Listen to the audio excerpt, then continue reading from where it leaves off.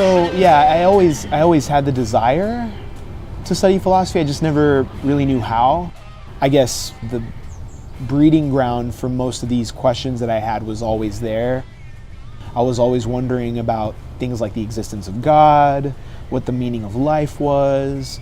And so I purchased this book by Kierkegaard when I was like working construction in El Paso, Texas, and I took it with me to a job site. I tried, deciphering the book at like 3 a.m. And I realized I had no idea what the hell was going on. And I realized, I could use some help. So I enrolled in philosophy after having been out of school for like 2 years. And that's sort of where it started, my intro class.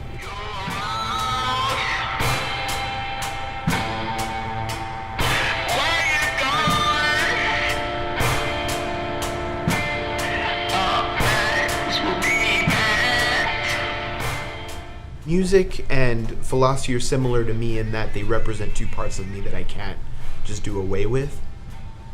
This idea of, questioning stuff or thinking critically about stuff, I can't dissociate that from myself in the same way that I can't dissociate the musical aspect I can't dissociate that from who I am either. So they're two parts of who I am that I just can't really do away with. It's things that I can't say in speech, or things that I can't communicate. I decide it's super cliche, but it's like I have to just get it out musically. It's this thing I have inside me that I just can't articulate, and it's like it drives me nuts. So I keep coming back to it just because it's I don't want to say it's therapeutic as much as it's just something that I really need. I can't say that it's always therapeutic or that it's always this really easy process. It's just something I find that I need to keep doing.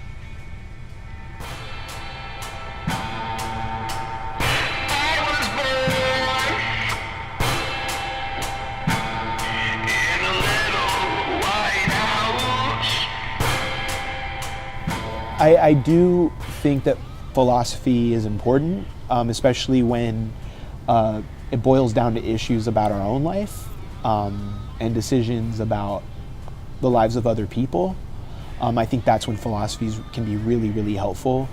What makes me really happy? I want to say pizza, but I know that's not right. Burgers. Burgers? No. Family's good.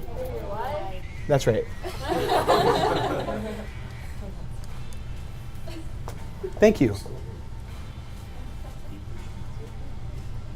I knew this. I knew that.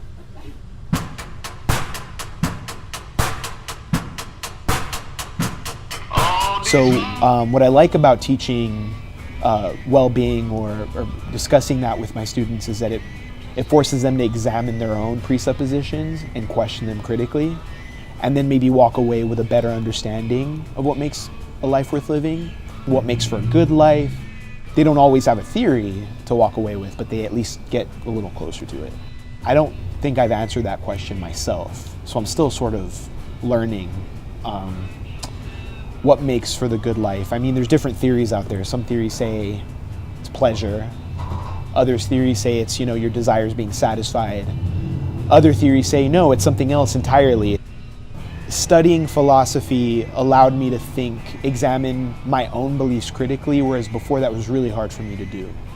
So had you met Polo like circa 2009 or 2008, it would be really hard to talk to that Polo, because that Polo would be really sort of staunch in his beliefs, unshakable, right?